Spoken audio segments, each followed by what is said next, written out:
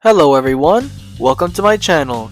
I am DIEGUIN-FINITO and today we will be reviewing on Spider-Man Into the Spiderverse. Enjoy! The story follows Miles Morales, a smart, cool, and impressive but socially awkward teenager who lives in Brooklyn. He goes to his first day of school, trying to make new friends, fit in, and even dealing with his own police officer dad, who wants him to stay out of trouble. One night, Miles pulls up to his uncle's house to then go to some subway tunnel to spray some graffiti. During that moment, Miles gets his hand bitten by a radioactive spider and then took it off his hand like it was nothing. He pretty much didn't feel anything after the spider bit him. Until the next day. He starts to feel some strange consequences. His hands start to stick with literally anything. That includes comic books, birds, and even buildings. He then goes to his apartment and then finds out that he might be somewhat of another Spider-Man. After the whole confusion and drama, Miles then goes to the same spot he was bitten.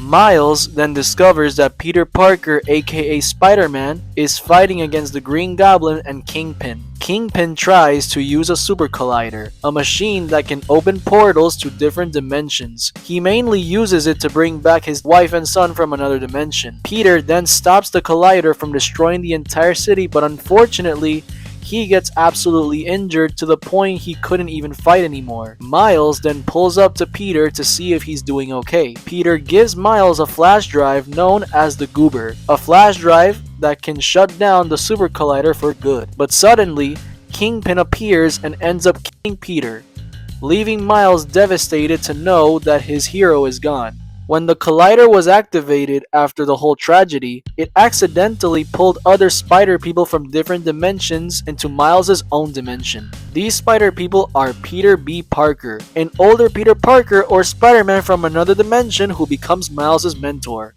Gwen Stacy, aka Spider-Gwen, a confident and intelligent heroine from her own dimension. Spider-Noir, a black and white detective Spider-Man from the 1930s. Penny Parker, a futuristic girl who pilots a robot called SPDR. And last but not least, Peter Porker, also known as Spider-Ham, a cartoon pig version of Spider-Man. They also start glitching because they don't belong in Miles' universe. If they stay too long, they die. So they teamed up to destroy the collider and get back home. As Peter trains Miles into becoming the Spider-Man he needs to be, Miles struggles to control his new powers and feels like he doesn't belong among the others. His confidence later drops even more when he learns that his own uncle is actually a villain known as the Prowler, one of Kingpin's enforcers. When Miles meets and fights his uncle as the Spider-Man he now is, he then reveals to his uncle that he is actually his nephew. As his uncle discovers the truth, he hesitates to kill him. Kingpin then notices it and later shoots Miles' uncle. As he shoots him,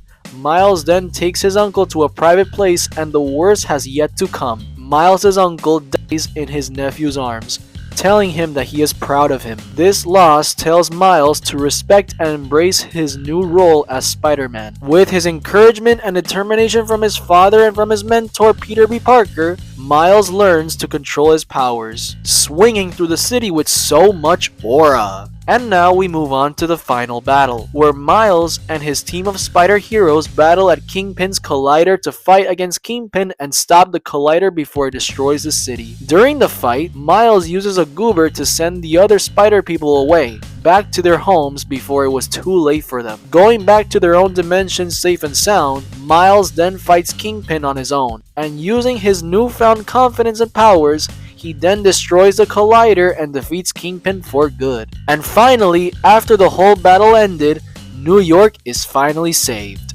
Now, here are some reasons why I love this movie. First off, the theme. The theme being about courage and legacy makes the movie one hell of a watch, especially for many Spider-Man fans, including myself. Next up, the animation. Oh my gosh, the animation is freaking amazing. The animators really cooked with their work, especially on the scene where Miles sends Kingpin flying after saying, "Hey." And of course, how can we forget about the catchy soundtrack? The movie's got some very good songs like and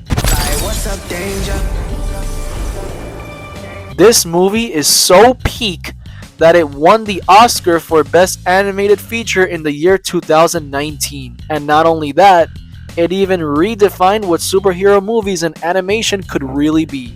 Spider-Man Into the Spider-Verse has got to be my most favorite superhero animated movie of all time. I recommend this movie to everyone because it is certainly a masterpiece and a must-watch. The characters are all amazing. Miles is a great character and Peter B. Parker will always be the best Spider-Man for many of us Spidey fans. So yeah, overall, Spider-Man Into the Spider-Verse gets a 10 out of 10. That's it for today's video. Make sure to leave a thumbs up and subscribe to my channel. Thank you all and God bless.